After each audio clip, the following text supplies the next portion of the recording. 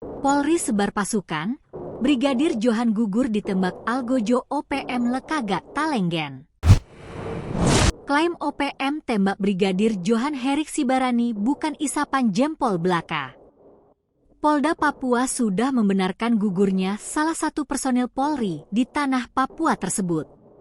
Sebelumnya, OPM menyebar postingan yang mengatakan mereka bertanggung jawab atas penyerangan ke kantor DPRD Kabupaten Lanijaya di Jalan Raya Tiom Lagi, Kampung Dukom, Distrik Igin pada pukul 19.30 waktu setempat.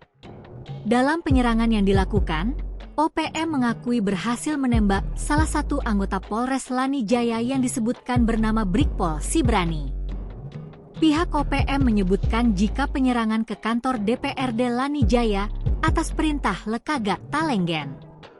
Adapun alasan penyerangan yang dilakukan karena pihak TPNPB tidak terima karena seringnya dilakukan pemeriksaan terhadap warga sipil wilayah tersebut. Selain itu, TPNPB juga menuding jika pihak TNI Polri kerap memata-matai kegiatan mereka di wilayah Lanijaya. Polisi mencari bukti dan petunjuk untuk memetakan pelaku penembakan terhadap Brigadir Johan Herik Sibarani. Kabid Humas Polda Papua, Kombes Ignatius Beni Adi Prabowo, mengatakan penembakan terjadi di kios milik Brigadir Johan yang berada di Kampung Dukom, Distrik Tiom, Kabupaten Lanijaya, Papua. Saat itu, secara tiba-tiba pelaku datang ke lokasi kejadian kemudian menembak Brigadir Johan.